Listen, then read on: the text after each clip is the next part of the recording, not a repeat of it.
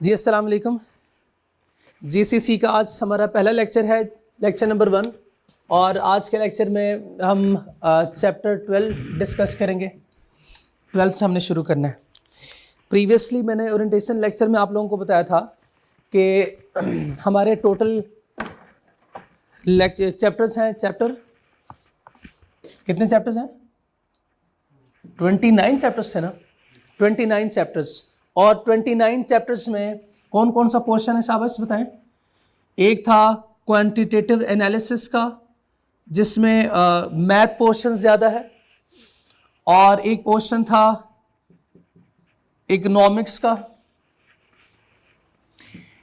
It also comprises of business portion. और एक था लॉ, जिसमें हम बिजनेस के लॉस पढ़ेंगे और कंपनी के लॉस पढ़ेंगे, यानी कॉरपोरेट लॉ भी था, कंपनी का लॉ भी था।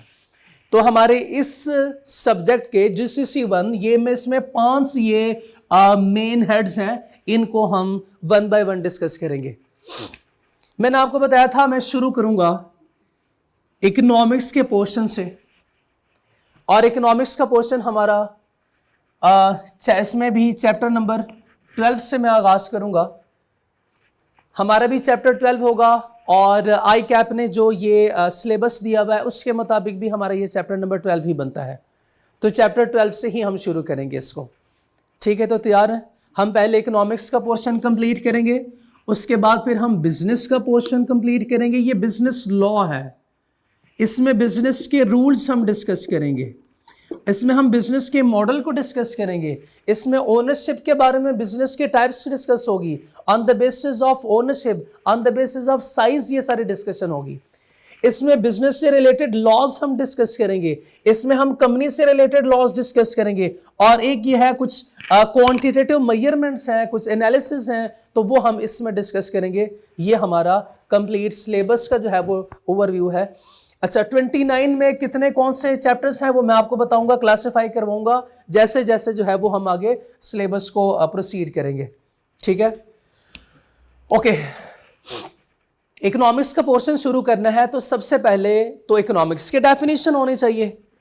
जी, आपने प्रीवियस नॉलेज में आपकी अगर कोई है तो उसमें इकोनॉमिक्स आपने डिफाइन किया हो, तो इकोनॉमिक्स को कैसे डिफाइन करते हैं?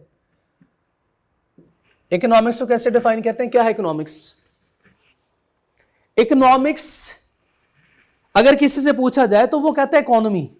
और इकोनॉमी क्या है कि ये हम सुनते हैं इकोनॉमी, पाकिस्तान की इकोनॉमी कम हो रही है, पाकिस्तानी की इकोनॉमी बढ़ रही है। बढ़ने वैसे वाला कभी नहीं सुना हमने, लेकिन ये हमेशा सुनते हैं पाकिस्तान की इकोनॉमी डाउन जा रही है, डाउन जा रही है, डाउन जा रही है। तो ये क्या है? इकोनॉमिक्स को मैं डिफाइन करता हूं। इकोनॉमिक्स इज दी, ये मेरे डेफिनेशन है, economics is the study of financial decisions. Economics is the study of financial decisions of. Economics है क्या? फाइनेंशियल डिसीजन, लोगों के पैसे के डिसीजन का नाम है। किन लोगों के पैसे के डिसीजन का नाम है?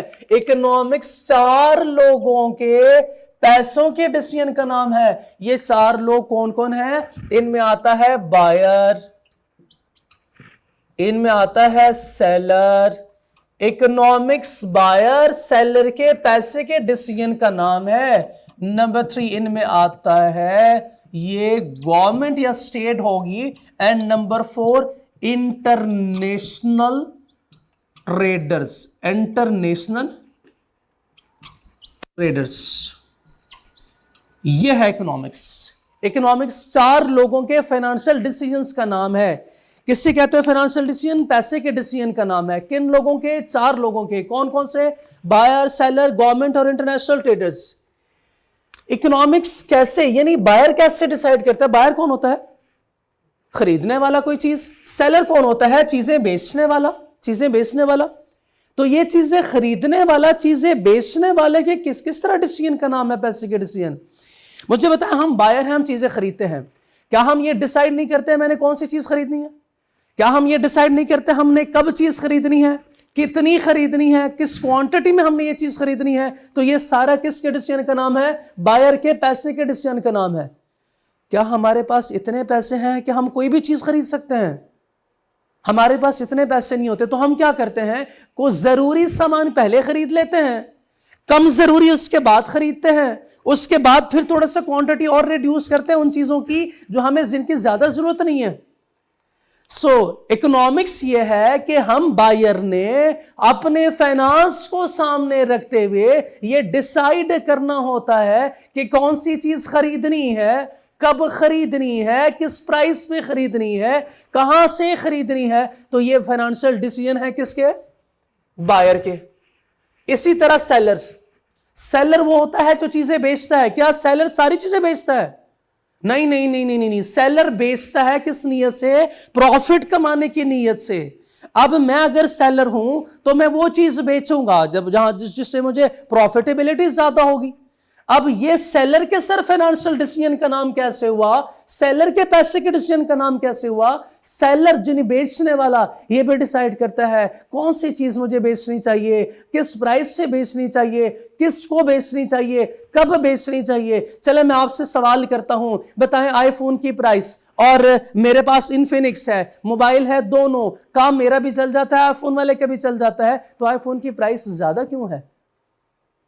कुछ लोग आईफोन खरीदते हैं, कुछ नहीं खरीदते। क्यों नहीं खरीदते? तो खरीदार का डिसीजन पहले आ जाएगा। सेलर कहता है मैं छोटा कारोबार नहीं करूंगा, मैं बड़ा कारोबार करूंगा। मैं पूछता हूं क्यों? कहता है उसमें प्रॉफिटेबिलिटी ज्यादा है, उसमें उसकी प्रॉफिटेबिलिटी ज्यादा है। मैंने कहा अच्छा ऐसे करो, अब जो है वो गर्मियां है, आप ऐसे करो, आप हीटर बेचना शुरू करो। कहता है पागल हो गए, अब हीटर सेलर थोड़ी बेचेगा। सेलर तो गर्मियों में एसी बेचेगा, क्योंकि लोग डिमांड भी वही करते हैं। तो सेलर भी डिसाइड करता है कौन सी चीज बेचनी है, किस प्राइस से बेचनी है। अच्छा, एक ऐसा इलाका जिसमें उसको पता है कि सारे लोग गरीब हैं, क्या महंगी चीजें वहां पे बेचेगा? नहीं बेचेगा। ऐसा इलाका जिसको पता है कि यहां पे सारे लोग अमीर हैं, क्या अपना कबाड़ उठा के वहां पे बेचेगा? नहीं, वो ब्रांडेड चीजें वहां पे बेचेगा। क्यों? क्योंकि उससे पता है कि लोगों के फाइनेंशियल डिसीजन बेहतर है, तो ये भी अपने डिसीजन, फाइनेंशियल डिसीजन वो चेंज करता रहता है। तो इकोनॉमिक्स किन लोगों के डिसीजन का नाम है? Financial decision. Buyer, seller, government और इंटरनेशनल ट्रेडर्स। इसी तरह बायर जो है वो अपने फाइनेंशियल डिसीजन लेता है। बायर के फाइनेंशियल डिसीजन को मैं इकोनॉमिक्स का नाम दूंगा, सेलर के फाइनेंशियल डिसीजन को हम इकोनॉमिक्स का नाम देंगे।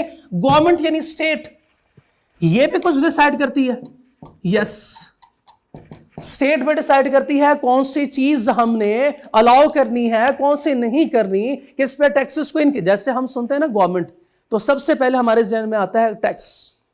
तो गवर्नमेंट ने किस चीज पे टैक्स लगाना है, किस पे नहीं लगाना, किस पे टैक्स को इंक्रीज करना है, किस पे टैक्स को डिक्रीज करना है। एग्जांपल से समझते हैं इस कॉन्सेप्ट को। डीमेरिट गुड्स है, मुश्किल लफ्ज हो गया, ऐसी चीजें जो लोगों के सेहत के लिए खतरनाक है। तो बताएं गवर्नमेंट को उस चीज पे टैक्स लगाना चाहिए? यस, इसलिए आप देखते हैं कि सिगरेट पे टैक्स ज्यादा होता है अमूमन, क्योंकि वो सेहत के लिए ठीक नहीं है। जो लग्जरी आइटम है उसमें भी गवर्नमेंट के टैक्सेस ज्यादा हो। आईफोन पे टैक्स बहुत ज्यादा है, छोटे मोबाइल पे टैक्स नहीं है। तो ये गवर्नमेंट के फाइनेंशियल डिसीजन का नाम है। इसी तरह इंटरनेशनल ट्रेडर्स, सर ये लोग कौन होते हैं? इंटरनेशनल ट्रेडर्स ये होते हैं इंपोर्टर्स एंड एक्सपोर्टर्स। ये लोग भी डिसाइड करते हैं कि हमने कौन सी चीज खरीदनी है, किस रेट पे खरीदनी है, कहां से खरीदनी है, कब खरीदनी है। तो इन लोगों के फाइनेंशियल डिसीजन को भी कहते हैं इकोनॉमिक्स। अच्छा, याद रखिए ये ऐसी डेफिनेशन है जो किसी किताब में नहीं लिखी हुई, ये मेरी डेफिनेशन है। इवन ये मेरी किताब में अब आपको ये डेफिनेशन नहीं मिलेगी। ये डेफिनेशन से मैं अपनी कहानी को शुरू करूंगा। जो चैप्टर मैंने शुरू करवाना है, यहां इसके लिए जो है वो मैं अपने ग्राउंड सेट कर रहा हूं। तो इकोनॉमिक्स है चार लोगों के फाइनेंशियल डिसीजन का नाम, buyer, seller, government, international traders. अच्छा, ये जो खरीदार होता है, ये चीजें कोई भी खरीद सकता है। इसने फॉर एग्जाम्पल सुबह के नाश्ते के लिए अंडे खरीदने हैं, तो ये बाहर से इंपोर्ट करेगा ना, करेगा कि नहीं करेगा? बाहर से चीजें इंपोर्ट करते हैं हम नाश्ते के लिए? नहीं नहीं नहीं नहीं नहीं। इसी तरह ये सेलर है, वो ये क्या नहीं, मैं तो एक अंडा नहीं बेचता, मैं तो आपको सीधा ही 1000 बेचूंगा। मैं कहूंगा मैंने 1000 अंडे थोड़ी खाने हैं। तो इनके डिसीजन जो है वो बिल्कुल छोटे लेवल पे होते हैं। एक कुरकुरे, एक लेस का पैकेट होगा, एक फॉर एग्जांपल स्टिंग की बॉटल होगी और एक सिगरेट जो है वो जला के दे देगा। यानी मैं एग्जांपल दे रहा हूं कि छोटे लेवल पे ट्रांजैक्शन हो रही होती है, और एग्जांपल भी वो दी है जो हम हाउस होल्ड जो है वो कॉमनली इस्तेमाल करते हैं। सर आप कहेंगे कि सर सारे एग्जांपल तो नशइयों वाली है, स्टिंग, ये सिगरेट, ये सारी एग्जांपल तो नशई वाली होगी। अच्छा, गवर्नमेंट जो डिसीजन लेती है, क्या गवर्नमेंट के डिसीजन छोटे लेवल पे होते हैं? बड़े लेवल पे गवर्नमेंट का डिसीजन होता है, बड़े बड़े लेवल पे गवर्नमेंट का डिसीजन होता है। यानी गवर्नमेंट भी इस तरह एक चीज में, एक यूनिट में ट्रेड नहीं करती। इसी तरह इंटरनेशनल बाहर से चीजें इंपोर्ट करते हैं, वो बल्क में चीजें खरीदते हैं, एक्सपोर्टर भी बल्क में चीजें एक्सपोर्ट करते हैं। तो इनमें तो कुछ ऐसे लोग हैं जो बड़े बड़े डिसीजन करते हैं और कुछ छोटे छोटे डिसीजन करते हैं। तो इकोनॉमिक्स को हमने यहां पे दो हिस्सों में डिवाइड किया। सर दो हिस्से कौन से? एक हिस्सा वो जिसमें जो डिसीजंस होते हैं वो बिल्कुल छोटे लेवल पे होते हैं, और दूसरे हिस्से में डिसीजन बड़े लेवल पे डिसीजन होते हैं। छोटे लेवल पे डिसीजन लेते हैं वो होते हैं बायर और सेलर। तो इसको हमने जो दो हिस्सों में डिवाइड किया, इसको मैं नाम देता हूं माइक्रो इकोनॉमिक्स। माइक्रो बोले तो स्मॉल, मींस के छोटे छोटे लोग और इनकी छोटी छोटी बातें, स्मॉल। और ये है मैक्रो इकोनॉमिक्स। मैक्रो बोले तो बड़े बड़े लोग और इनकी बड़ी बड़ी बातें, यानी इकोनॉमी के डिसीजंस और economy as a whole, decision बड़े लेवल पे। तो इकोनॉमिक्स की दूसरी डेफिनेशन हमें यहां से ड्राइव होती है। Economics is the study of financial decision of micro economics and macro economics. ये दूसरी डेफिनेशन मैंने इकोनॉमिक्स की बताई है, जो किसी किताब में नहीं लिखी हुई। अगर आपसे कोई माइक्रो इकोनॉमिक्स के डेफिनेशन पूछे तो बता सकते हैं? Micro economics is the study of financial decision of buyer and seller only. आपसे कोई पूछे मैक्रो इकोनॉमिक्स के डेफिनेशन तो बता देंगे? हाँ बिल्कुल, अब तो आसान हो गया। एक और डेफिनेशन भी सुन लें, आपकी जिंदगी और आसान कर देते हैं। एक और डेफिनेशन भी सुन लें, वो डेफिनेशन ये है, economics is the study of financial decision of, इनको कहा जाता है, इन चारों को कहा जाता है कि प्लेयर्स ऑफ इकोनॉमी। क्या? Agent of economy. ये एजेंट्स होते हैं, या यही लोग कहलाते हैं पार्टिसिपेंट्स ऑफ इकोनॉमी। ये सारी टर्म्स वो अल्टरनेटिवली यूज कर सकता है, तो जो अल्फाज इंटरचेंजेबली यूज हो सकते हो उसका हमने क्या करना, याद करना है। तो इकोनॉमिक्स की तीन डेफिनेशन जो किसी किताब में आपको नजर नहीं आएंगी, तीनों डेफिनेशन ये है, और तीनों मोस्ट ऑथेंटिक डेफिनेशन है। Economics study of financial decision of buyer, seller, government and international traders. दूसरी definition, economics study of micro economics and macro economics. तीसरी डेफिनेशन सुन लें, इकोनॉमिक्स इज द पैसे का decision of key player, agents या participants of economy. अब पहले कौन सा डिस्कस करें, माइक्रो या मैक्रो? माइक्रो। ओके, माइक्रो में भी तो देखना फिर मसला है, बायर भी है, सेलर भी है। क्या करें, पहले बायर को डिस्कस करते हैं। तो अब मैं माइक्रो छोटे लेवल पे एक तो डिस्कशन होगी, और दूसरा ये कि बायर की डिस्कशन होगी, सेलर के लिए कोई डिस्कशन नहीं होगी। मींस कि अब जो भी हमने आगे डिसीजंस पढ़ने हैं, फाइनेंशियल डिसीजंस, वो किन के होंगे? बायर्स के पॉइंट ऑफ व्यू से होंगे, खरीदार के पॉइंट ऑफ व्यू से होंगे। खरीदार के पॉइंट ऑफ व्यू से डिसीजन का मतलब यह है कि ये कब कम खरीदेगा, कब ज्यादा खरीदेगा, कब खरीदेगा, कब नहीं खरीदेगा, कब कौन सी चीज खरीदेगा। तो ये बायर के पॉइंट ऑफ व्यू से अब सारे डिसीजन होंगे। बायर, खरीदने वाला। फॉर एग्जाम्पल एक शख्स है और उसका नाम रख देते हैं हम मूसा। ये मूसा जाता है हफीज सेंटर का, पता है ना आपको तैमूर भाई? हफीज सेंटर का पता है क्या होता है उधर?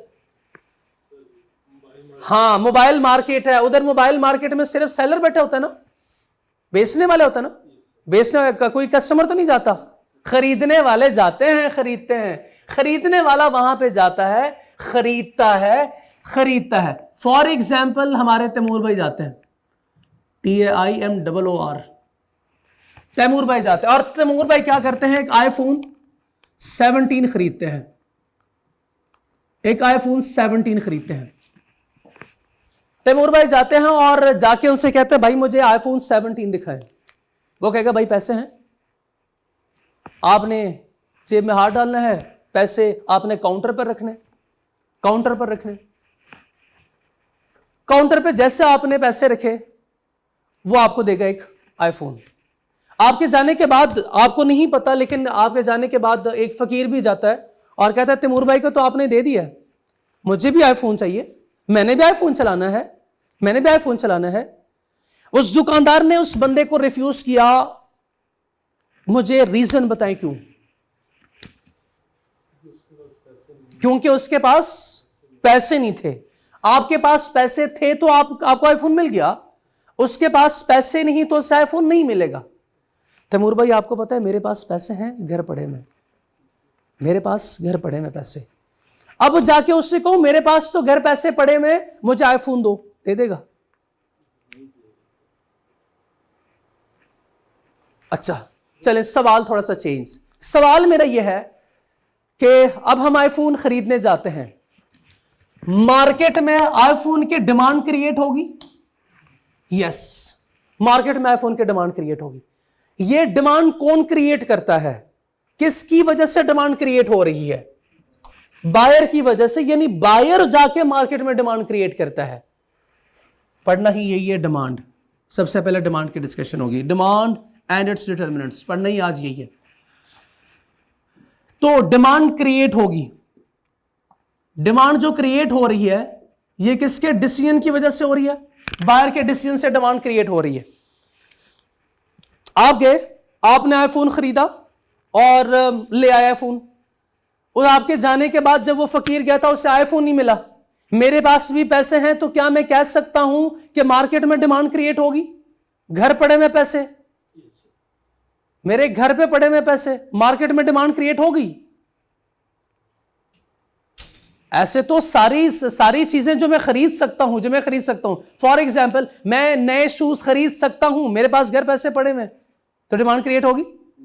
डिमांड के लिए रिक्वायर्ड है दो चीजें। फकीर की बताए शाबाश विलिंगनेस थी, फकीर के पास पैसे नहीं थे, आपकी विलिंगनेस थी, प्लस आपके पास पैसे भी थे। आपकी विलिंगनेस भी थी, प्लस आपके पास पैसे भी थे, यानी एबिलिटी टू बाय, आपके पास पैसे भी थे। बताएं, फकीर के पास पैसे हैं, विलिंगनेस तो है ना, विलिंगनेस है तो चलो ठीक है ना, विलिंगनेस है तो फिर दे देंगे। नहीं नहीं नहीं नहीं, डिमांड क्रिएट नहीं होगी। अच्छा मेरे पास पैसे हैं, मैं एबिलिटी टू बाय है, लेकिन मैं नहीं चाहता खरीदना, मैं खरीदना ही नहीं चाहता, तो बताएं साहब सब भी डिमांड क्रिएट होगी? नहीं। तो डिमांड के लिए दो शराइत बताएं कौन सी है? एक है विलिंगनेस, चाह तो ये नहीं, हम ख्वाहिश भी रखते हो प्लस खरीदना, एक तो खरीदना भी चाहते हो प्लस खरीद भी सकते हो, प्लस खरीद भी सकते हो। तो डिमांड के लिए दो शराइत है, पहली शर्त विलिंगनेस, दूसरी शर्त एबिलिटी टू बाय या एबिलिटी टू पे। तो हमसे कोई पूछे कि व्हाट इज डिमांड, हम सिंपली ये कहेंगे demand is equal to what? Demand is equal to willingness, willingness plus ability to buy, या एबिलिटी टू परचेज, परचेज भी लिख सकते हैं आप, बाय भी लिख सकते हैं, एबिलिटी टू परचेज। तो डिमांड तब क्रिएट होगी। अगर दोनों में से कोई एक चीज मिसिंग है तो डिमांड क्रिएट होगी? नहीं, दोनों में से कोई एक भी मिसिंग है तो डिमांड क्रिएट नहीं होगी। ठीक है, ओके। अब एक सवाल ना पूछूं आपसे, ये सारी चीजें हम खरीदते हैं, ये हमारी नीड है ना? कुछ नीड्स होती भी हैं, कुछ नीड्स नहीं होती शाबाश। कुछ जरूरत की चीजें खरीदते हैं, कभी फरमाइशी प्रोग्राम है, कभी फरमाइशी प्रोग्राम, खाना खा लिया, खाने के बाद बोतल भी पीनी है, खाना इज जरूरत लेकिन बाद में बोतल इज फरमाइशी प्रोग्राम, फरमाइशी प्रोग्राम। तो इस विलिंगनेस को, ये चीजें जो आप खरीदते हैं, ये चीजें, इसको हम क्लासिफाई करते हैं, कहते हैं या तो ये चीजें जरूरत की हो सकती हैं, या फिर ये वांट्स है, या फिर या तो ये नीड्स है, या फिर क्या है, ये वांट्स है। नीड्स को मैं कहता हूं नीड्स जरूरत की चीजें, फॉर एग्जाम्पल रोटी कपड़ा मकान, बेसिक नेसेसिटीज, रोटी, कपड़ा, मकान, एजुकेशन, एजुकेशन भी नेसेसिटीज है, बेसिक नेसेसिटीज में।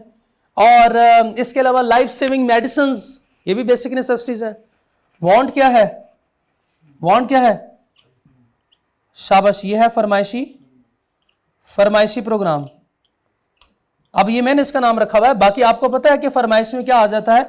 आईफोन फरमाइश है कि नहीं जी? 7-8 सूट मौजूद हैं, ऑलरेडी है। हमने और नए सूट लेने हैं, ब्रांडेड लेने हैं हमने, तो ये ब्रांडेड क्या है? ये फरमाइश है। और क्या? लग्जरी वॉच, ये क्या है? फरमाइश है।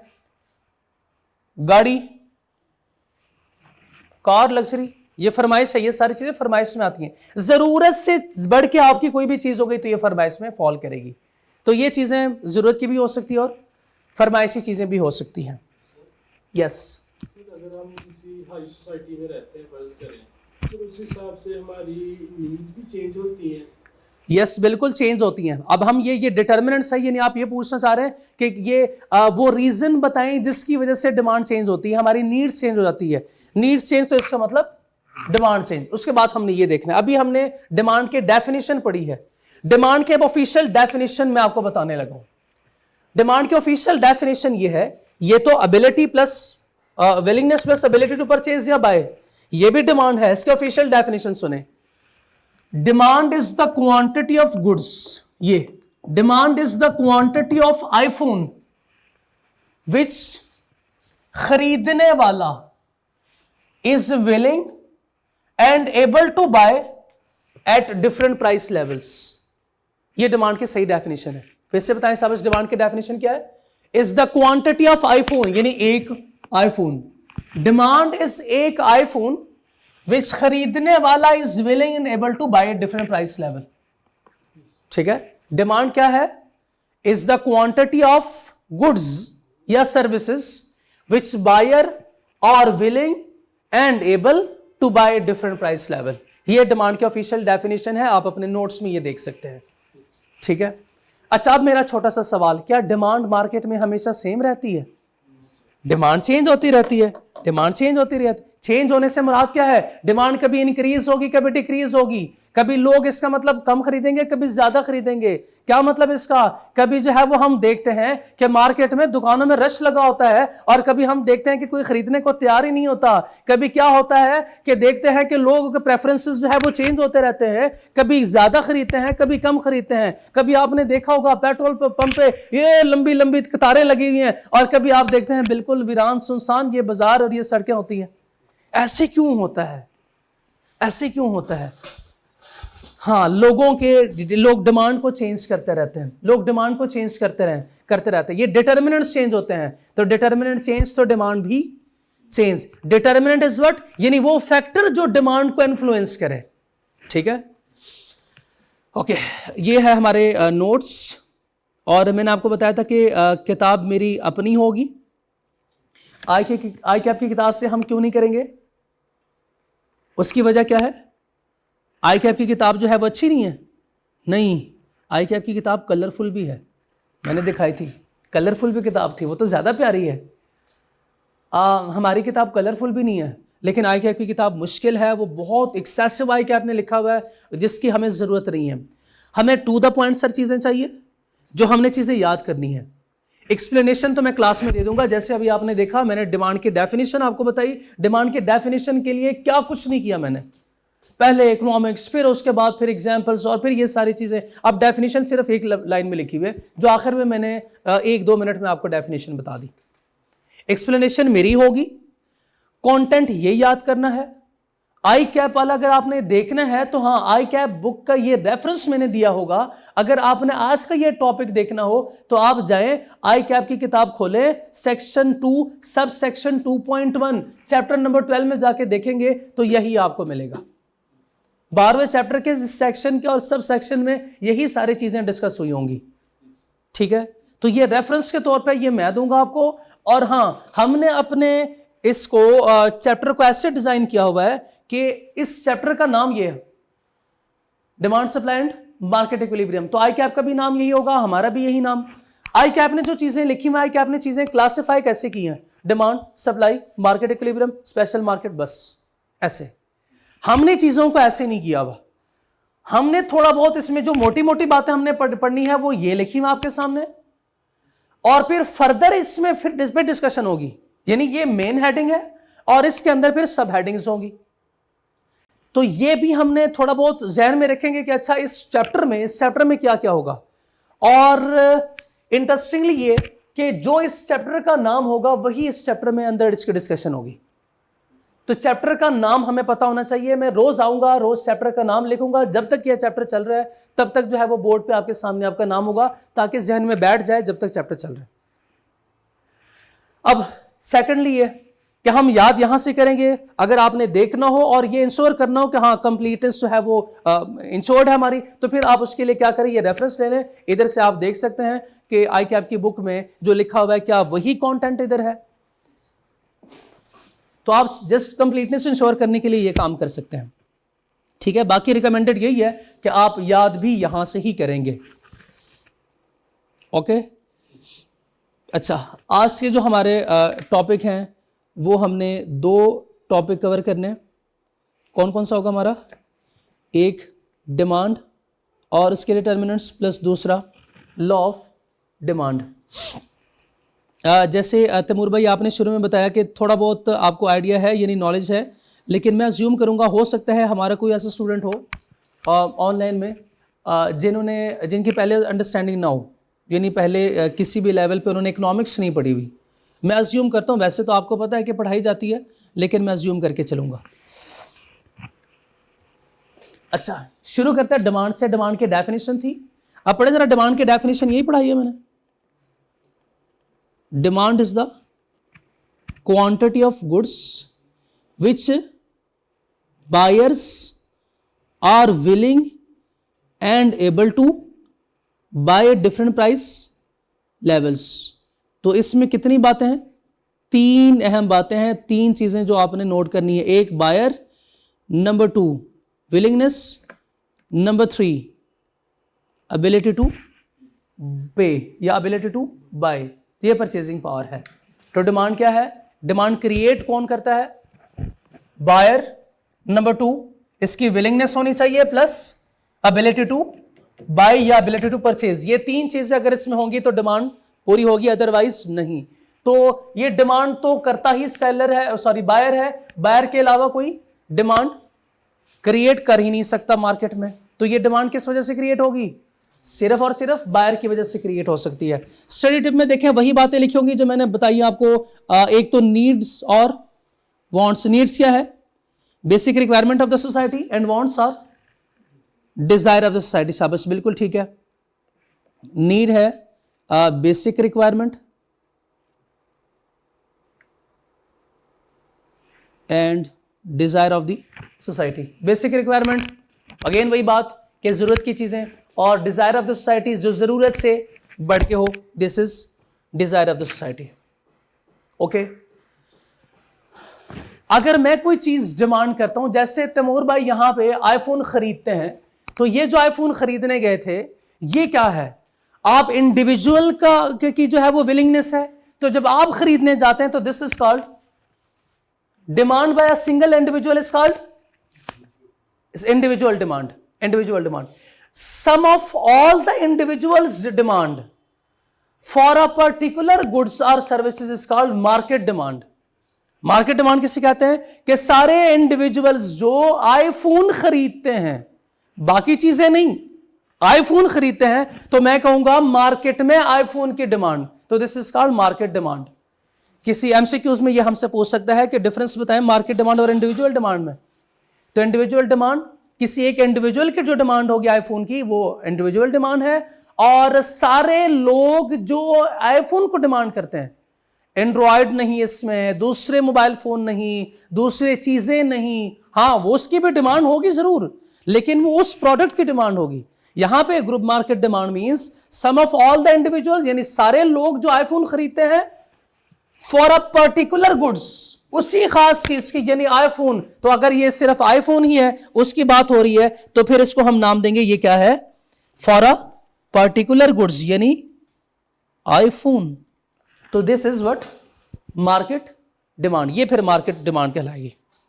ठीक है, फिर से बताएं शाबाश, डिमांड हमेशा सेम रहती है, डिमांड चेंज होते रहती है। डिमांड चेंज कैसे होगी सर? कुछ फैक्टर्स ऐसे हैं जो डिमांड को चेंज करेंगे। वो कौन से फैक्टर हैं जिसकी वजह से डिमांड चेंज होती है? उन फैक्टर्स को हम नाम देते हैं डिटर्मिनेंट्स ऑफ डिमांड। तो डिटर्मिनेंट्स ऑफ डिमांड फिर से बताएं शाबाश क्या है? Determinants are factors affecting demand. वो फैक्टर्स जो डिमांड को अफेक्ट करेंगे, फैक्टर्स अफेक्टिंग डिमांड। वो कौन से फैक्टर्स हैं? सबसे पहले है प्राइस ऑफ द प्रोडक्ट। सबसे पहले प्राइस ऑफ द प्रोडक्ट।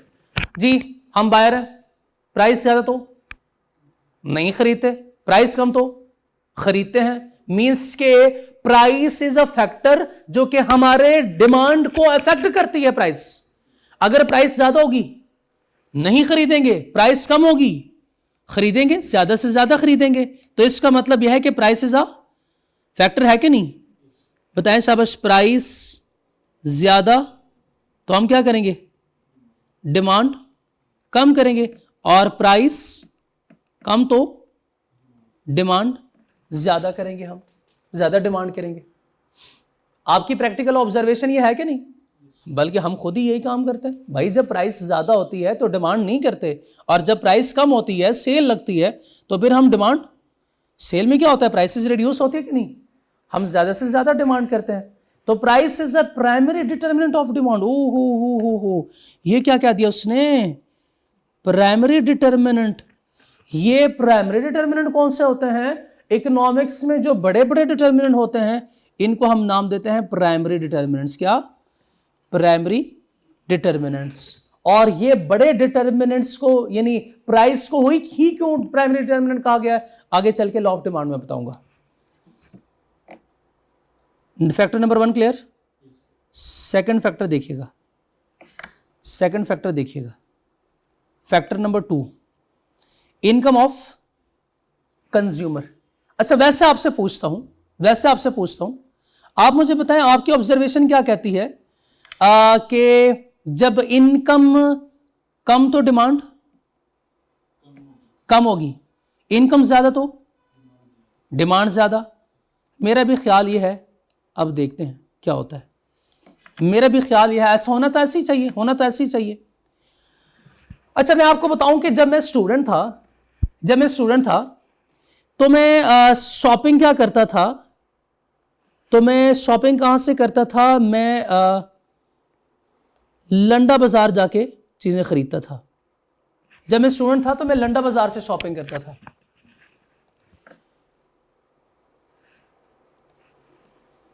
आपने कहा कि सर जब इनकम ज्यादा होगी, इकोनॉमिक्स में हम इनकम को डिनोट करते हैं वाई से, वाई के साथ इनकम को डिनोट करते हैं। इनकम ज्यादा तो हम ज्यादा चीजें खरीदेंगे, ऐसे ही है ना?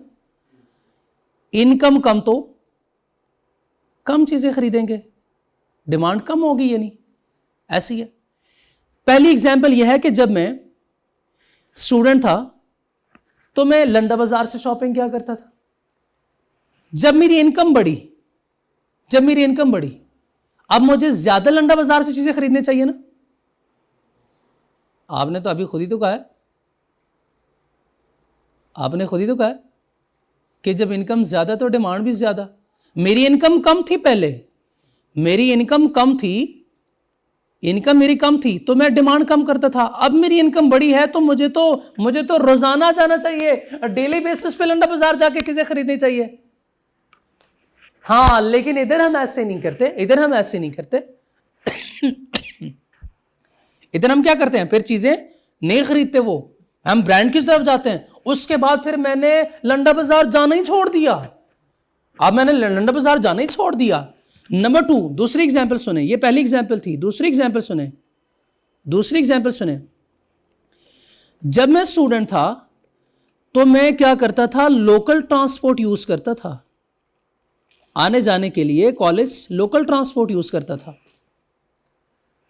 अब जब मेरी इनकम बढ़ी, जैसे फॉर एग्जांपल ये था मेरा कॉलेज और ये मेरा घर, जब मैं स्टूडेंट था तो मैं क्या करता था कि मैं घर से बैठना है और कॉलेज उतर जाता था। अब जब मेरी इनकम लगी, यानी जब मेरी इनकम बढ़ गई, अब पता है मैं क्या करता हूं, मैं पहले कॉलेज आता हूं, फिर उसे कहता हूं नहीं नहीं नहीं, अब मेरी इनकम बढ़ी है तो मुझे सर ने कहा है कि आपने डिमांड को बढ़ाना है, फिर मैं जाता हूं घर, फिर मैं जो है वो आता हूं कॉलेज, और फिर मैं जाता हूं घर। ऐसे करेंगे क्या? नहीं, रिक्शा वाले से कहेंगे यार एक दफा और ही से, एक दफा और ऐसे, इसके बाद फिर मैं पहुंचूंगा। हम ऐसे नहीं करते। नहीं, ये तो क्या, मैंने तो लोकल ट्रांसपोर्ट यूज करना ही छोड़ दिया। मेरे पास तो पर्सनल सवारी है, अब तो मेरे पास पर्सनल सवारी है। कितनी एग्जाम्पल हो गई? 2 एग्जाम्पल, जिसमें ऊपर वाली जो आपकी बात थी वो गलत साबित हो गई। तीसरी एग्जाम्पल सुने। जब मैं स्टूडेंट था तब मैं क्या करता था कि मैं सेकेंड हैंड चीजें खरीदता था। अब जब मेरी इनकम बढ़ी तो अब मैं सेकेंड हैंड चीजें नहीं खरीदता, हालांकि आपके बकौल मुझे ज्यादा खरीदने चाहिए, लेकिन अब मैं नहीं खरीदता। तो इसका मतलब तो ये तो बात सही नहीं है ना, इसका मतलब ये तो बात ठीक नहीं है ना। हाँ, ऐसे नहीं होना चाहिए, ये तीनों कुछ और हैं, जिसमें इन सिचुएशन में मेरी इनकम बढ़ रही है तो मैं डिमांड को बजाय इसके कि इंक्रीज करूं, मैं डिमांड को रिड्यूस कर रहा हूं, डिमांड को कम कर रहा हूं। तो सुन लें, इनकम का ताल्लुक ये किन चीजों से होता है? इनकम का ताल्लुक होता है गुड्स के साथ, और गुड्स की होती है 2 किस्में। एक को हम नाम देते हैं नॉर्मल गुड्स, और दूसरे को हम नाम देते हैं, दूसरी जो गुड्स होती हैं उसको हम नाम देते हैं inferior goods. Normal goods and inferior goods. अच्छा, अब इनफीरियर का मतलब क्या होता है? इनफीरियर चीप को कहते हैं। इनफीरियर क्वांटिटी या क्वालिटी। इनफीरियर हम कहते हैं चीप चीजें, जिसकी वैल्यू कम होती है, जैसे हम कहते हैं मेरे लेवल की चीज नहीं है, तो ये चीज हमारे लेवल की नहीं है, तो ये वो चीजें होंगी जो हमारे लेवल की नहीं होंगी। बताएं शाबाश, अगर इन चीजों की हमारी इनकम बढ़े तो क्या अब मैं ये चीजें खरीदूंगा? ये चीजें अब मैं नहीं खरीदता, मैं कहता हूं अब ये चीजें मेरे वैल्यू की, यानी उसकी वैल्यू अच्छी नहीं है। और अगर मेरी इनकम कम हो तब मेरे पास मेरी मजबूरी है, कोई ऑप्शन नहीं है, तो मैं ये चीपर चीजें जो है वो वापस खरीदूंगा। एग्जाम्पल्स कौन सी है? एग्जाम्पल शाबाश, एग्जाम्पल यही 3 एग्जाम्पल्स है, यही तीन एग्जाम्पल है। ओके, नॉर्मल गुड कौन सी होगी? नॉर्मल गुड्स इसके अलावा जो चीजें हम खरीदते हैं, जैसे फॉर एग्जाम्पल मैं शूज पहनता हूं, नॉर्मल है मेरे लिए। अब अगर मेरी इनकम बढ़ेगी तो मैं एक जूता और खरीद सकता हूं। मैं पहले कपड़े पहनता था सिर्फ शलवार कमीज, लेकिन मेरी इनकम बढ़ी, अब जो है वो मैं वेस्ट कोट भी साथ करता हूं। अब मेरी इनकम बढ़ी है तो दिस इज मेरे लिए क्या है? ये नॉर्मल। पहले मेरे पास थे तो 2-3 सूट थे, अब मेरे पास 8-10 हैं, तो दिस इज व्हाट मेरे नॉर्मल गुड के इनकम बढ़ी तो मैंने इसके डिमांड को बढ़ाया है, इंक्रीज किया है। तो इसका मतलब नॉर्मल गुड्स वो गुड्स होती हैं जिनकी डिमांड बढ़ती है with increase in income. Income ज्यादा तो डिमांड भी ज्यादा, इनकम कम तो उन चीजों के डिमांड भी कम। एग्जाम्पल शाबाश, एग्जाम्पल शूज, क्लॉथ्स और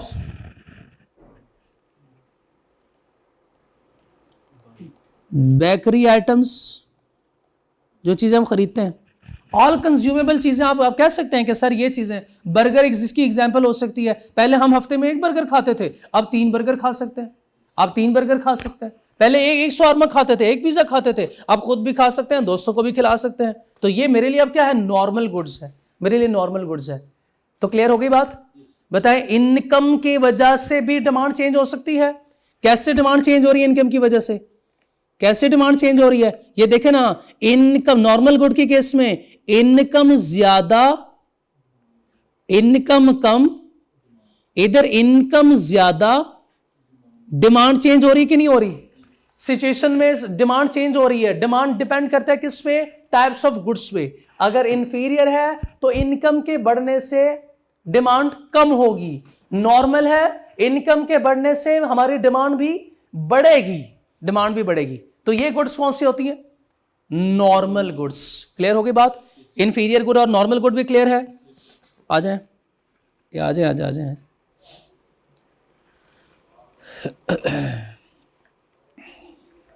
अब देखें, income of consumer. If income of consumer increases, demand for normal good and vice versa.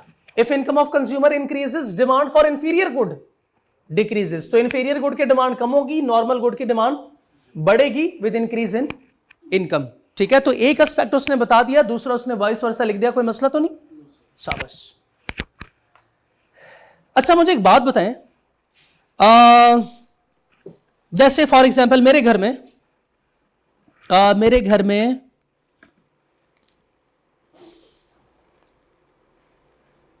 6 लोग हैं। मेरे घर में 6 लोग हैं और रोटियां बनती है फॉर एग्जाम्पल 10। 6 लोग और ये रोटियां, ये 10 रोटियां। ठीक है, अगर ये कभी कोई मेहमान आ जाए, फॉर एग्जाम्पल ये 6 से ये हो गए 10, तो बताएं अब खाने वाले ज्यादा हो गए।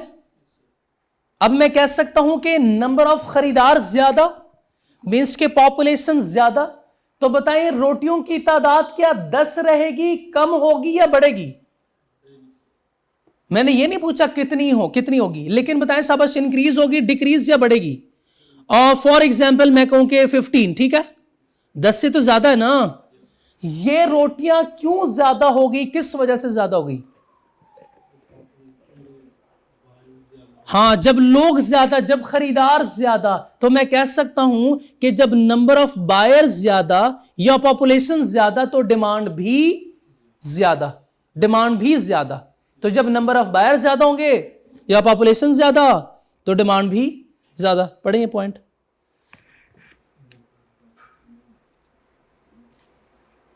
तो अगर डिक्रीज करेंगे तो डिक्रीज हो जाएगा। शाबाश, बिल्कुल ठीक है। डिक्रीज करेंगे तो डिक्रीज, डिक्रीज करेंगे तो डिक्रीज।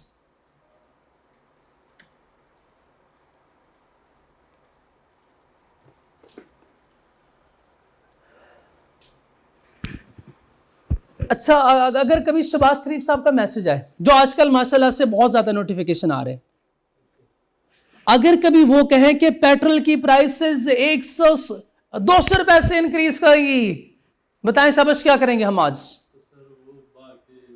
हाँ, फिर से सीधा क्या करते हैं, फिर देखते हैं लंबी लंबी कतारें, लंबी लंबी लाइनें लगी हुई पेट्रोल पंप के बाहर। क्यों?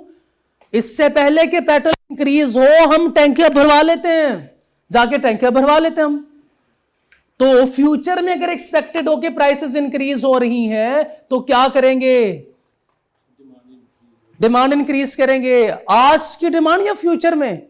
आज की डिमांड। यस, यह है फ्यूचर एक्सपेक्टेशन अबाउट प्राइस, कि एक्सपेक्टेड है कि फ्यूचर में प्राइसेस बढ़ रही हैं तो हम आज की डिमांड को इंक्रीज। फ्यूचर में एक्सपेक्टेड है कि प्राइसेस कम हो रही हैं, नहीं हम ऐसे नहीं करेंगे। खुदा ना खास्ता कहीं प्राइसेस कम ना हो, जल्दी जल्दी से खरीद लो। नहीं, हम तो उस दिन का इंतजार करेंगे, हम इस दिन का इंतजार करेंगे कब वो दिन आएगा और प्राइसेस कम होंगी तो हम चीजें ज्यादा खरीदेंगे। तो इसका मतलब अगर आज प्राइसेस, आज खड़े होके फ्यूचर एक्सपेक्टेड होके प्राइसेस बढ़ेंगी तो हम डिमांड को आज डिक्रीज करेंगे या इंक्रीज करेंगे? हाँ, फ्यूचर में एक्सपेक्टेड है कि प्राइसेस बढ़े, इसका मतलब आज प्राइसेस कम है तो हम डिमांड को इंक्रीज करेंगे। फ्यूचर में एक्सपेक्टेड है कि प्राइसेस कम हो रही हैं, आज की डिमांड को डिक्रीज करेंगे। हम कहेंगे भाई अभी नहीं खरीदते, 2-4 दिन बाद खरीद लेंगे, 2-4 दिन बाद खरीद लेंगे। फ्यूचर में एक्सपेक्टेड है कि पेट्रोल नहीं मिलेगा, बहुत ज़्यादा डिमांड इंक्रीज तो डिमांड ज़्यादा इंक्रीज होगी, शाबाश।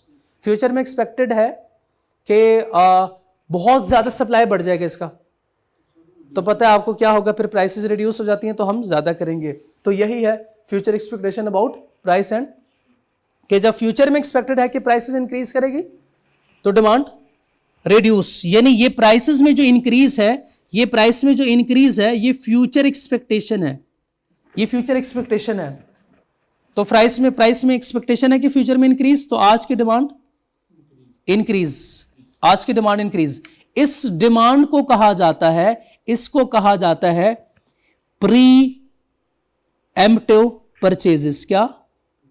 हाँ, इसको हम नाम देते हैं pre emptive purchases. Pre means before, emptive means कि जब उसका इंपैक्ट नहीं आया अभी, तो प्री एम्प्टिव परचेजेस कहलाते हैं। इसी तरह अगर शॉर्टफॉल एक्सपेक्टेड हो फ्यूचर में, तो current demand for the product will also increase. ठीक है, क्लियर है ये बात?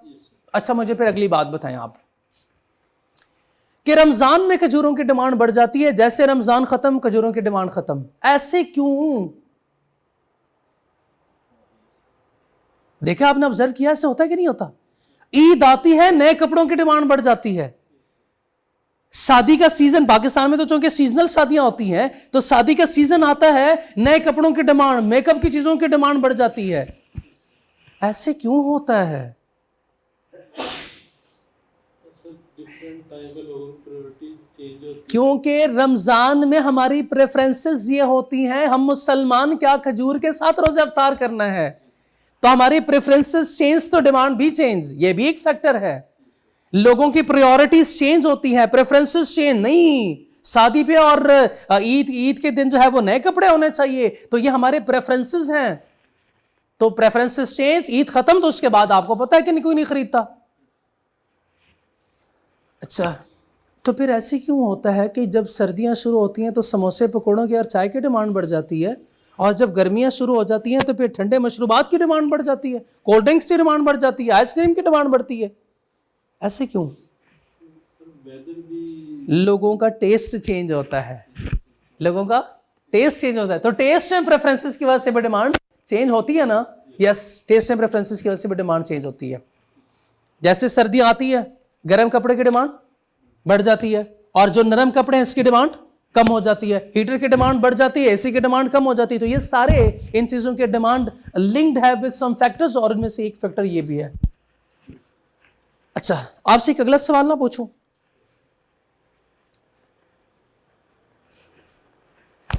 बाबर आजम कहता है पेप्सी पहले से ज्यादा स्ट्रांग हो गई है कि नहीं? पहले से ज्यादा स्ट्रांग हो गई।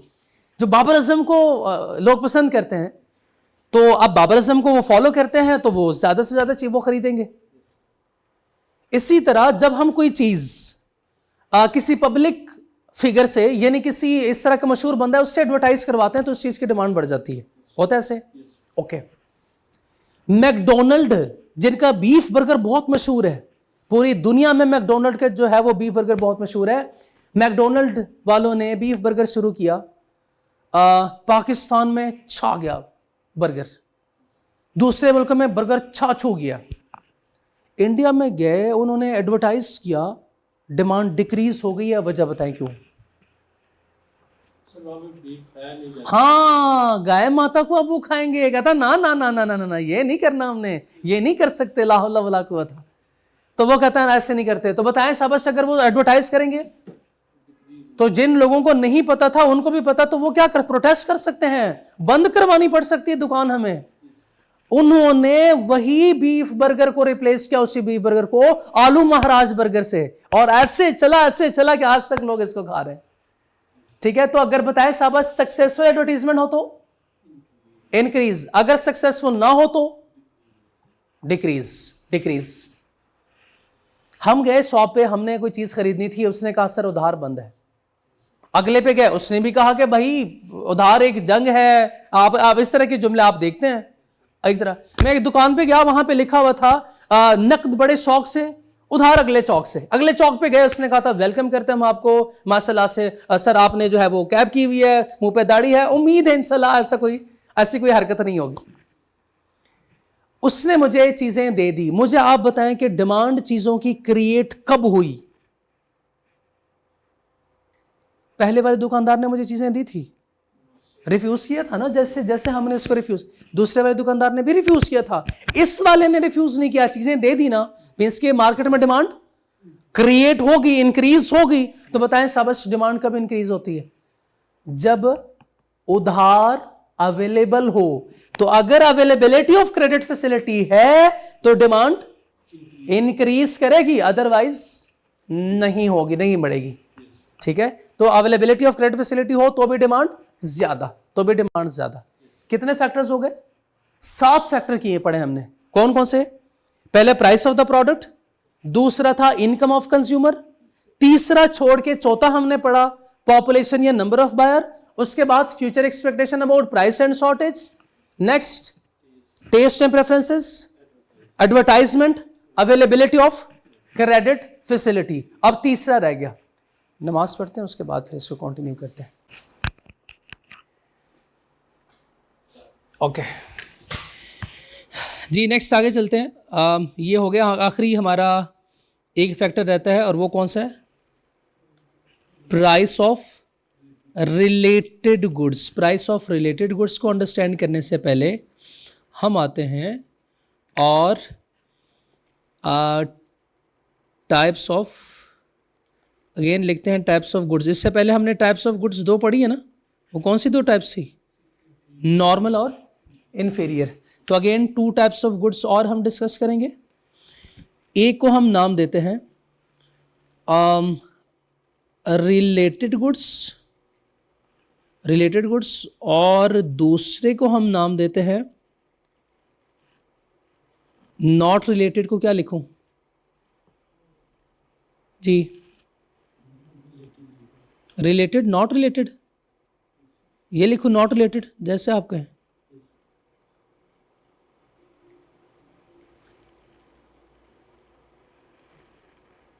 नॉट रिलेटेड गुड्स देख लेंगे, इसको जो है वो क्या कहते हैं। वैसे अगर मैं जैसे चले डेफिनेशन बताता हूं, उसके बाद फिर इसको एक्सप्लेन करता हूं, फिर आपसे पूछूंगा कब इसका क्या नाम, इसको अच्छा सा नाम दे दें।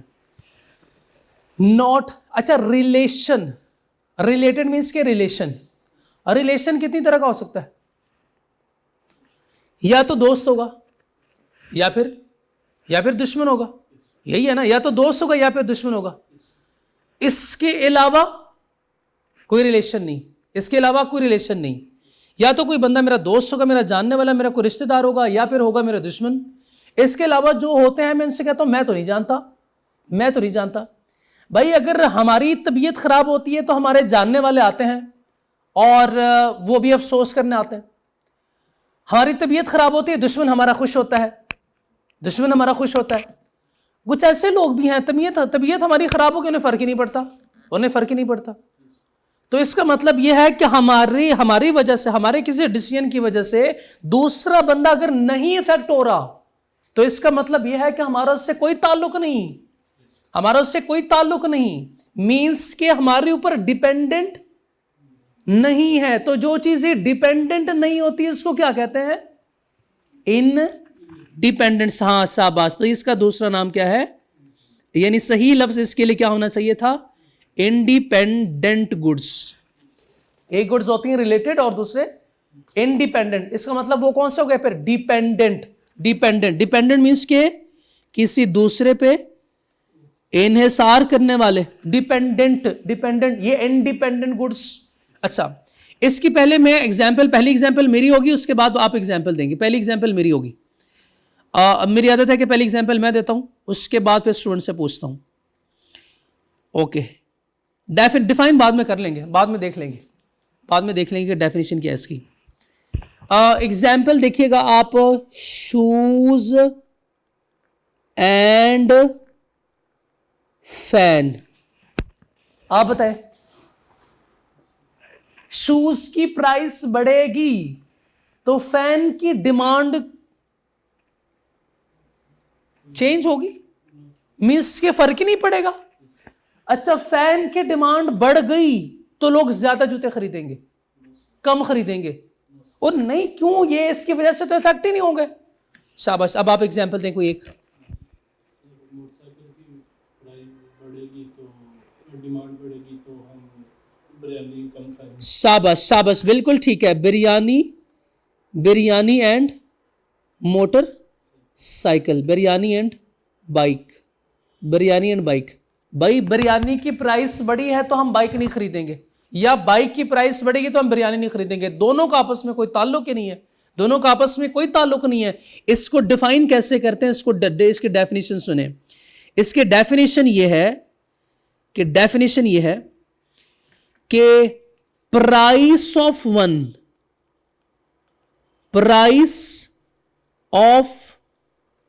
Goods does not affect demand of other। ऐसी है ना, ये डेफिनेशन बनती है ना कि एक की प्राइस दूसरे के डिमांड को अफेक्ट नहीं करती। तो ये कौन सी गुड्स होती हैं?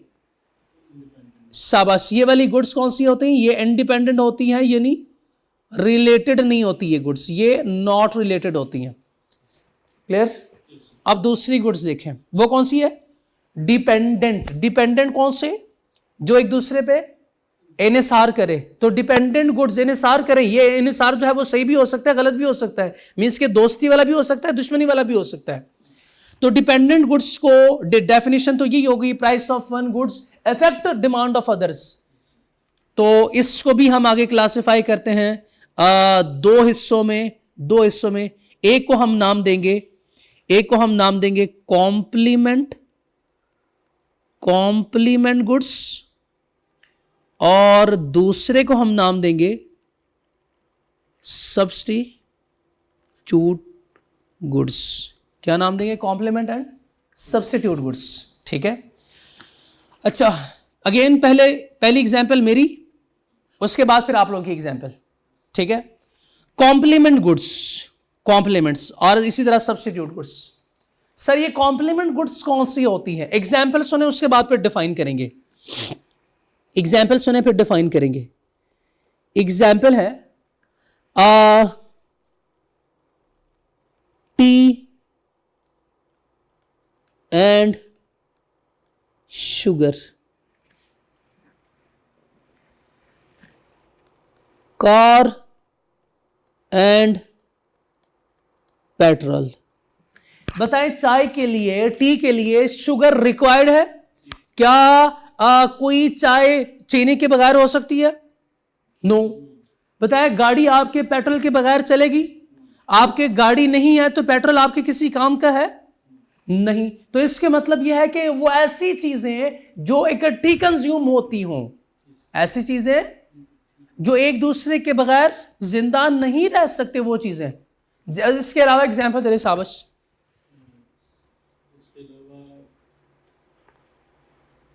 बेतहाशा एग्जाम्पल हो सकती है। यानी आपने ऐसी चीजें बतानी है कि जो दोनों इकट्ठी कंज्यूम होती हो, एक के बगैर दूसरा अधूरा है, बिरयानी के साथ बोतल। शाबाश, हम लाहौरियों का तो आपको पता है कि फिर जी। मोबाइल का चार्जर। शाबाश। और एग्जाम्पल, 2-3 एग्जाम्पल और देते हैं ताकि ऑनलाइन वाले भी जो है वो सोचें तब तक। हाँ, वो भी ठीक है, और बताएं शाबाश। डिफरेंट एग्जाम्पल, अब कोशिश करें डिफरेंट एग्जाम्पल। क्या मैं इस बोर्ड पे बगैर मार्कर के लिख सकता हूं? नो। तो मेरे बोर्ड के लिए मार्कर रिक्वायर्ड है कि नहीं? शाबाश, बिल्कुल ठीक है। अब डिसीजन उसके बाद देखेंगे, लेकिन पहले कॉम्प्लीमेंट गुड को डिफाइन कर रहा हूं। इसके डिमांड का इफेक्ट बता ही नहीं रहा मैं। शूज और सॉक्स, बिल्कुल ठीक है। पेन और इंक, ये भी तो है ना, बहुत सारे। बैट एंड बॉल, भाई सलवार और कमीज, ये दोनों एक दूसरे के साथ जुड़ी हुई हैं कि बगैर दूसरा अधूरा है। तो ये सारी किसके डेफिनेशन है, एग्जांपल्स है? कॉम्प्लीमेंट गुड्स की। कॉम्प्लीमेंट्स गुड्स ऐसी होती हैं, कॉम्प्लीमेंट्स गुड्स वो होती हैं दैट इज कंज्यूम्ड। क्या मैं लिख सकता हूं इकट्ठी कंज्यूम होती है? Together, that is consumed together. ऐसी चीजें जिसको हम इकट्ठी कंज्यूम करते हैं। अच्छा, अब इसके डिसीजन भी देख लेते हैं।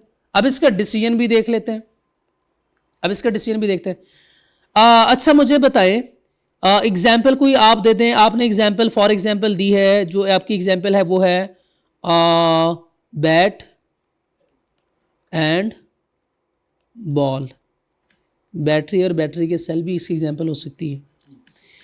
अच्छा, अब मैं आपसे पूछूंगा, आपने सोच समझ के जवाब देना है, आपने सोच समझ के जवाब देना है।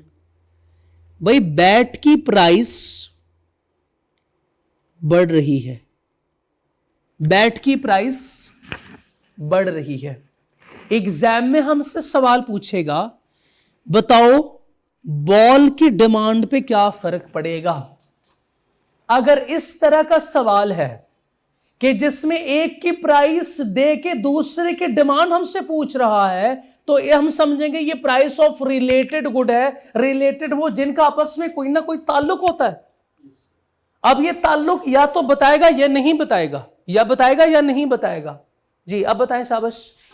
बैट की प्राइस बढ़ने से इसकी डिमांड कम होगी। बॉल की डिमांड के कब की क्या फर्क पड़ेगा, सोच समझ के बताएं। डिमांड भी कम हो, बॉल की डिमांड भी कम होगी। कैसे कैसे कैसे? बैट की प्राइस बढ़ रही है तो बैट की अपनी डिमांड कम होगी। जब लोग बैट नहीं खरीदेंगे तो बॉल का क्या करेंगे? हाँ, बॉल के भी कुछ नहीं कर सकते, तो क्या होगा? बॉल की डिमांड भी कम हो जाएगी। बॉल की डिमांड भी कम हो जाएगी। अब आपसे एक सवाल पूछता हूं, बताइए ये कौन सा कॉन्सेप्ट है? ये वाला, ये कॉन्सेप्ट कौन सा है? जी ये वाला, ये हाईलाइटेड कॉन्सेप्ट कौन सा है? ये एग्जैक्टली जो शाबाश पहले वाला था, प्राइस ऑफ द प्रोडक्ट है। ये प्राइस ऑफ द प्रोडक्ट है। अच्छा ये गेस करें, ये आप गेस करें कि ये कौन सा है, ये आप गेस करें कि ये कौन सा है।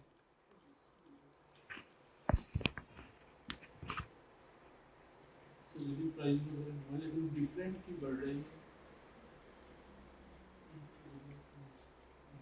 ये है प्राइस ऑफ रिलेटेड गुड। तो ये प्राइस ऑफ रिलेटेड गुड का कॉन्सेप्ट हुआ और ये प्राइस ऑफ दी प्रोडक्ट का कॉन्सेप्ट हो गया। यानी अगर वो एक पार्टिकुलर प्रोडक्ट का हमसे पूछ रहा है तो ये कॉन्सेप्ट होगा प्राइस ऑफ द प्रोडक्ट का। हमने जवाब देना है प्राइस ऑफ द प्रोडक्ट को सामने रखते हुए। अगर एक की प्राइस दूसरे के डिमांड पूछ रहा है वो हमसे, तो ये कॉन्सेप्ट कौन सा होगा? प्राइस ऑफ रिलेटेड गुड का कॉन्सेप्ट होगा। क्लियर हो गई ये बात? यहां तक कोई कंफ्यूजन? चलें, अब ये है, मैं आपको एग्जाम्पल दूंगा, आपने मुझे इस तरह करवाना है, आपने करवाना है। सब्स्टिट्यूट गुड की पहली एग्जाम्पल मेरी होगी, उसके बाद फिर हस्बे आदत आपकी एग्जाम्पल। पहली एग्जाम्पल मेरी substitute goods. Substitute goods, substitute का उर्दू मतलब मुतबादिल होता है ना।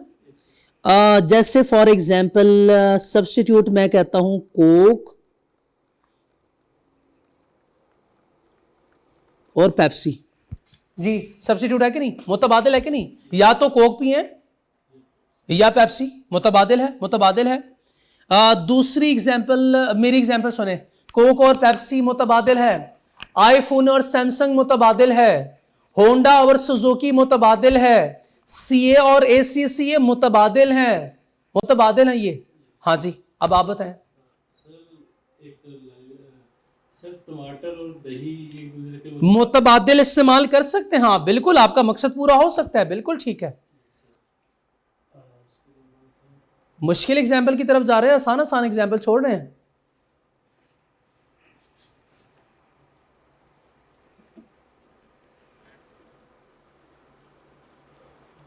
कंप्यूटर और लैपटॉप मुतबादिल है कि नहीं? बिल्कुल मुतबादिल है ये, बिल्कुल ये मुतबादिल है। और मुतबादिल, शूज और चप्पल मुतबादिल, मुतबादिल। ब्लैक इंक, ब्लू इंक मुतबादिल। यानी जैसे ये मेरे कलर है, ये दोनों मुतबादिल है, मैं दोनों में से किसी एक को यूज कर सकता हूं। क्या मेरा मकसद पूरा होगा? हो जाएगा। मकसद मेरा लिखना ही है ना, तो दोनों से लिख सकता हूं, तो मुतबादिल है, मुतबादिल है। तो ये सारी चीजें मुतबादिल में आती हैं। ब्लैक प्रिंटर और कलर प्रिंटर मुतबादिल। केएफसी और, हाँ केएफसी और दूसरा पाकिस्तानी केएफसी कबाब चीज, केएफसी और मैकडॉनल्ड बिल्कुल मुतबादिल है, मुतबादिल है। जिसको आप बोलते हैं ना कंपेटिटर, वही होता है मुतबादिल, मुतबादिल। ठीक है। अच्छा, मुतबादिल की डेफिनेशन, मुतबादिल की अब डेफिनेशन, मुतबादिल की डेफिनेशन ये है, वो दोज गुड्स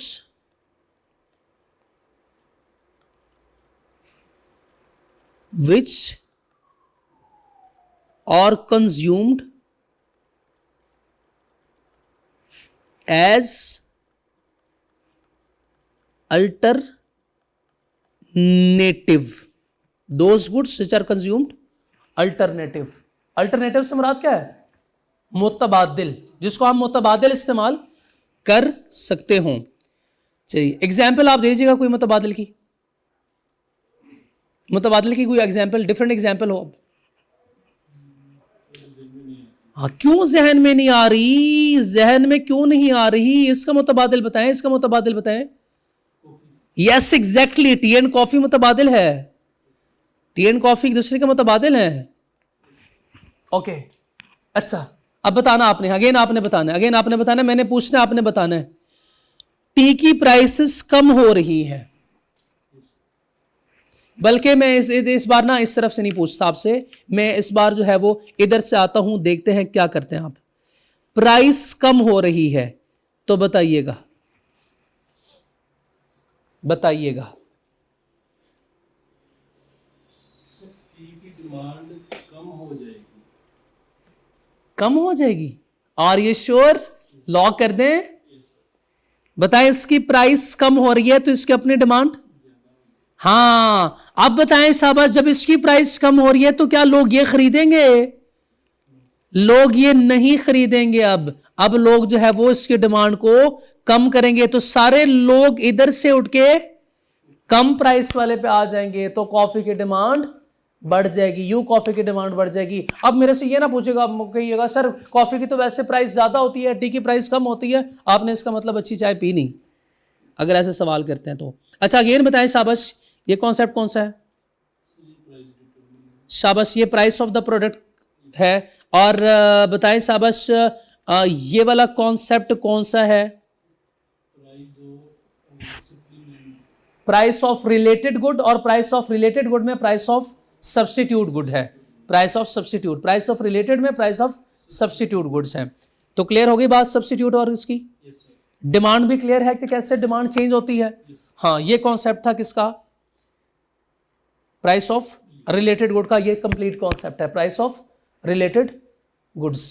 इसका स्क्रीनशॉट भी मैं आपके साथ शेयर करूंगा, ठीक है। ये सारा ताकि आपको जो आज हमने पढ़ा ये मेरे पास इधर ही होगा, मैं आपको ये तस्वीर भेज दूंगा।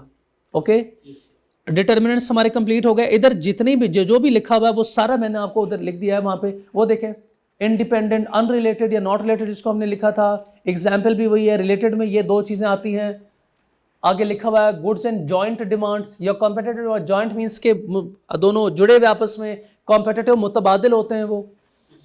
एग्जाम्पल सारी हो गई। ये डिमांड के डिटर्मिनेंट्स कंप्लीट हो गए, डिमांड के डिटर्मिनेंट्स कंप्लीट हो गए। अब है law of demand. Law of demand से पहले, इसको समझने से पहले एक चीज नोट कीजिएगा, क्या प्रॉब्लम है। इसको समझने से पहले एक चीज आप नोट करें,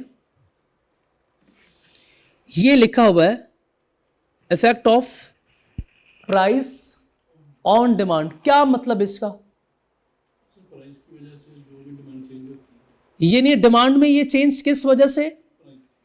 क्या लिखा हुआ है कि effect of income on demand? क्या ये लिखा हुआ है? क्या ये लिखा हुआ है effect of price of related good on demand? क्या लिखा हुआ है price of population on demand? क्या लिखा हुआ है price of future expectation on demand? क्या लिखा हुआ है price of taste and preferences on demand?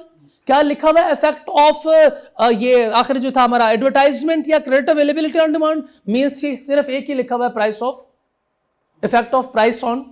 ये प्राइस का इफेक्ट है किसके ऊपर? यानी प्राइस ज्यादा तो डिमांड पर क्या फर्क पड़ेगा, प्राइस कम तो डिमांड पे क्या फर्क पड़ेगा। ये बस सिर्फ ये रिलेशन है, इसका हरगिज मतलब ये नहीं है। लेकिन उससे पहले मैं आपसे गलती करवाऊंगा, मुझे बताएं, प्राइस ज्यादा तो प्राइस ज्यादा तो डिमांड कम और प्राइस कम तो डिमांड ज्यादा।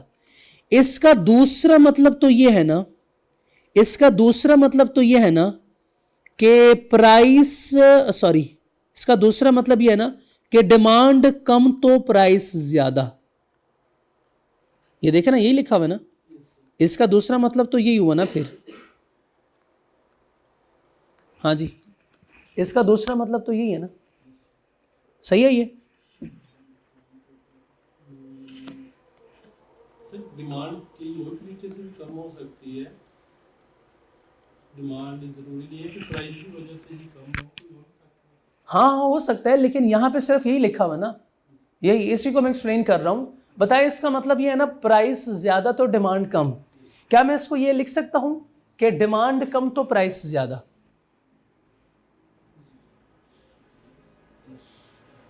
कह सकता हूं ये मैं? नहीं, वैसे गैस करें ना।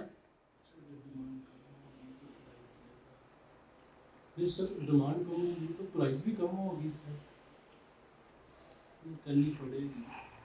प्राइस ज्यादा डिमांड कम। प्राइस अगर ज्यादा है तो हम नहीं खरीदेंगे, हम नहीं खरीदेंगे तो प्राइस बढ़ जाएगी। ये तो मुझे नहीं पता, इसका मतलब ये है कि ये गलत लिखा हुआ है, इसका मतलब ये गलत लिखा हुआ है, ऐसे नहीं होना चाहिए था, ऐसे ही है ना। इसका मतलब ये गलत लिखा है कि प्राइस कम तो डिमांड ज्यादा। ये कॉन्सेप्ट क्या है, ये कॉन्सेप्ट क्या है? ये गलत कॉन्सेप्ट है, ये गलत कॉन्सेप्ट है। मैं इसको साबित भी करूंगा ये कॉन्सेप्ट गलत है। ये पहले देखें, effect of price on demand है, डिमांड ऑन प्राइस नहीं है।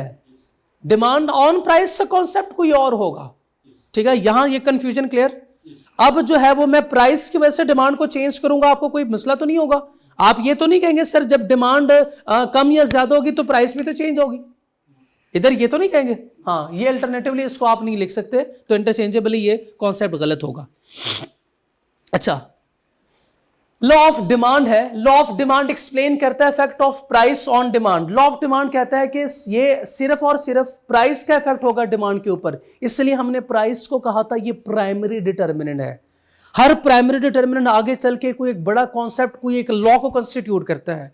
तो ये जो लॉ है ये क्या क्या क्या स्टडी करता है? Effect of price on demand, means के प्राइस और डिमांड का रिलेशन होगा सिर्फ और सिर्फ, बाकी फैक्टर्स का तो नहीं होगा।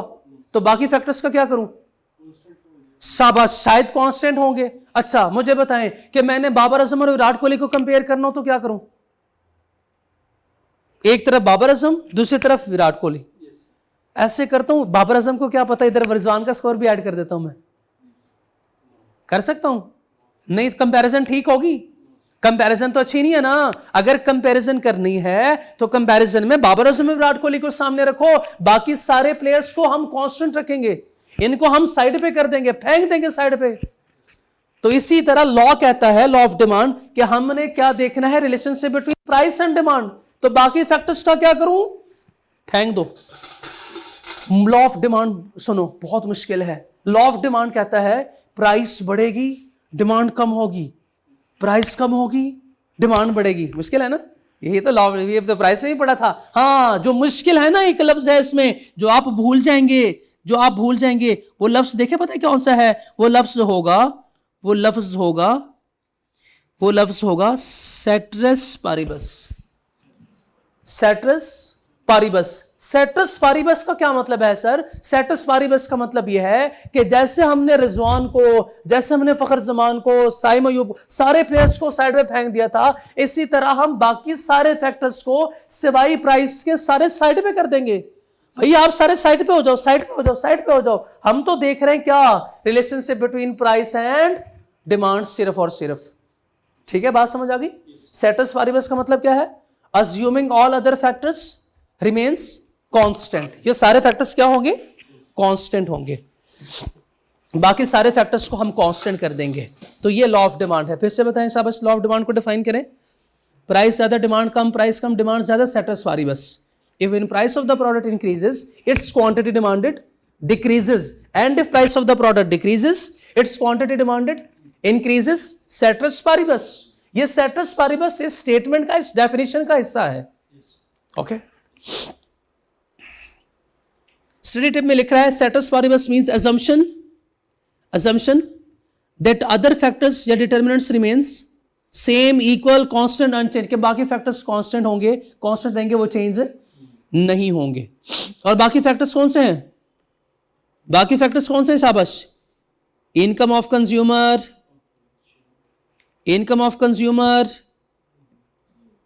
Population, price of related goods, taste and preferences, expectation about price and shortage, advertisement, और एक और भी तो है नंबर 7 कौन सा था वो? जी नहीं, शॉर्टेज वाला ऊपर है, ये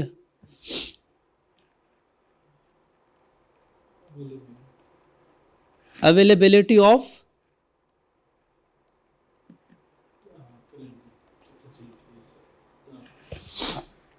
ठीक है, इसको भी कौन सा, इसको भी साइड पे रखो, इसको भी नहीं छेड़ेंगे, इसको भी डिस्कशन नहीं होगी, ठीक है।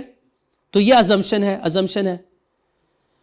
अच्छा, ये देखें, ये लिखा हुआ है 1 2 3 4 5 5 4 3 2 1 1 4 2 3 4 5 5 4 3 2 1। पता नहीं ऐसे क्यों इसने लिखा हुआ है, मुझे तो नहीं समझ आ रही। हम तो अपना ही लिखेंगे भाई। प्राइस 1 है, प्राइस 2, प्राइस 3, प्राइस 4, प्राइस 5। बताएं क्या हो रहा है? प्राइस बढ़ रही है ना, प्राइस बढ़ेगी तो डिमांड कम होगी। फॉर एग्जाम्पल प्राइस 1 तो उस वक्त डिमांड थी 5, बताएं सब प्राइस क्या हो रही है? प्राइस इंक्रीज हो रही है तो डिमांड डिक्रीज हो जाएगी। प्राइस इंक्रीज करेगी फर्दर तो डिमांड भी कम, 2 और 1। प्राइस के बढ़ने से क्या हो रहा है? डिमांड कम हो रही है, और प्राइस के कम होने से, देखिएगा ना, प्राइस के कम होने से डिमांड 1 उससे 2 से 3 डिमांड बढ़ रही है। ठीक है, तो बात हमें समझ आ गई कि प्राइस ज्यादा तो डिमांड कम, और प्राइस कम तो यूं जब प्राइस बढ़ रही है तो डिमांड कम हो रही है, और प्राइस जब कम हो रही है तो डिमांड बढ़ रही है। तो this is called law of demand. लेकिन मेरा आपसे एक सवाल, ये टेबुलर फॉर्म है इस लॉ का, तो मुझे जरा ये बताइएगा कि इसका मैसेज तो डिफरेंट है। हालांकि लॉ तो हमेशा सेम रहता है, उसने स्टेटमेंट दी है, उसके बाद फिर टेबल में वही बात समझा रहा है। वो कहता है कि जब प्राइस ज्यादा तो डिमांड कम, और जब प्राइस कम तो डिमांड ज्यादा। मैंने कहा बिल्कुल ठीक है, लेकिन स्टेटमेंट फॉर्म में आपको पता है कि इधर एक लफ्ज और भी लिखा हुआ था, वो क्या था? सेट्रस पारिबस। तो ये तो यहां पे लिखा ही नहीं हुआ, क्या करूं?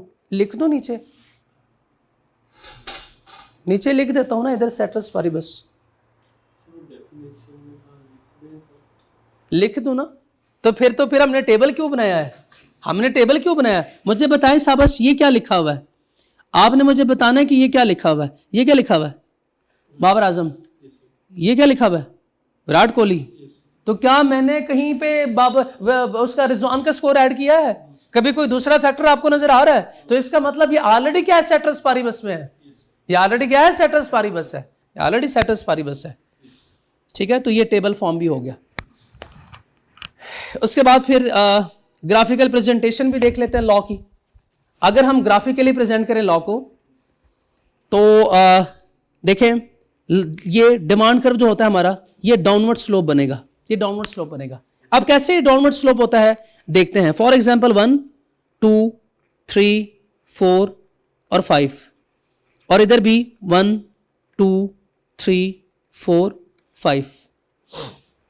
मुझे बताएं, जब प्राइस 1 है तो उस वक्त क्वांटिटी डिमांडेड, ये क्वांटिटी डिमांडेड है, उस वक्त क्वांटिटी डिमांडेड 5 है ना। 1 2 3 4 5 1 2 3 4 5। जब प्राइस 1 है तो क्वांटिटी डिमांडेड 5। जब प्राइस 2 है, ये देखिए ऊपर लिखा हुआ है प्राइस 1 तो क्वांटिटी 5। ये आपको नजर आ रहा होगा ऊपर। जब प्राइस 1 है तो क्वांटिटी 5। प्राइस टू तो quantity 4, price two quantity 4, price two quantity 4, price 3 quantity भी 3, प्राइस 4 क्वांटिटी 2। जैसे जैसे मैं प्राइस को बढ़ा रहा हूं क्वांटिटी कम हो रही है। जब इन सारे लाइंस को मिलाऊंगा तो ये कर्व बनेगा, ये कर्व बनेगा। ये कर्व जो है वो, इसको हम नाम देते हैं डिमांड कर्व और रिप्रेजेंट करते हैं किससे? डी से इसको डिनोट करते हैं, डी डिमांड कर्व। ठीक है, यानी ये कर्व ऐसे ही बनेगा, ये कर्व ऐसे बनेगा, ये इसको मैं नाम दूंगा डिमांड कर्व। अच्छा, एक छोटा सा सवाल मेरा आपसे है, ये डिमांड कर्व जो है वो अपवर्ड स्लोप है डाउनवर्ड स्लोप है? क्यों? इनवर्स रिलेशन है, शाबाश। प्राइस और डिमांड का इनवर्स रिलेशन है, तो इनवर्स रिलेशन की वजह से ये क्या है? डाउनवर्ड स्लोप है। प्राइस और डिमांड का इनवर्स रिलेशन है, इसकी वजह से वो डाउनवर्ड स्लोप है। तो अगर मैं रीजन पूछूं कि डाउनवर्ड स्लोप की रीजन क्या है, तो बता देंगे आप क्या रीजन है? हाँ, इनवर्सली प्रोपोर्शन है, तो इसका मतलब यह है कि प्राइस चूंकि इनवर्स रिलेशन है तो यानी रीजन प्राइस है, ऐसी ही है, रीजन प्राइस ऐसी है। अब मैं आपको दिखाता हूं जादू, यानी दिमाग की छोटी सी दिमाग की करने लगा हूं। देखिएगा, रीजन ऑफ डाउनवर्ड स्लोप क्या है? आपने बताया कि प्राइस है और प्राइस का इनवर्स रिलेशन है। Reason of downward slope, reason of downward slope, why is slope of demand curve downward, ये लिखा हुआ है। Why is slope of demand curve, यानी reason of downward slope. Downward slope को नेगेटिव स्लोप भी कहते हैं। रीजंस देखें, बताएं शाबाश, रीजन क्या है? अभी आपने कहा प्राइस की वजह से, ये कर्व बना भी प्राइस की वजह से, प्राइस हो भी रही थी चेंज, तो होना क्या चाहिए था? प्राइस यहां पे, लेकिन क्या लिखा हुआ है? Income effect and substitution effect. तो ऐसे क्यों? इसका मतलब गलत पढ़ा रहा हूं मैं। हाँ, इसलिए कहा ये क्या है? ये क्या है? धमाकी, धमाका नहीं है, छोटी सी धमाकी है, ये धमाकी है। इस धमाकी को हम कल डिस्कस करेंगे। और सुन ले जाते जाते, ये तो धोखा है। क्या है ये तो धोखा है। असल में कहानी प्राइस की है, असल में कहानी प्राइस की है। तो सुन ले कि नेक्स्ट क्लास में मैं साबित करूंगा ये इनकम इफेक्ट धोखा है, यहां ये सिर्फ नजरों का धोखा है। ये लिखा हुआ है INCOME प्राइस इफेक्ट, ये लिखा हुआ है SUBSTITUTION प्राइस इफेक्ट। मैं इसको ऐसे पढ़ूंगा, देख लेना मैं कैसे इसको प्राइस में कन्वर्ट करता हूं। एग्जाम में आए तो क्या लिखेंगे?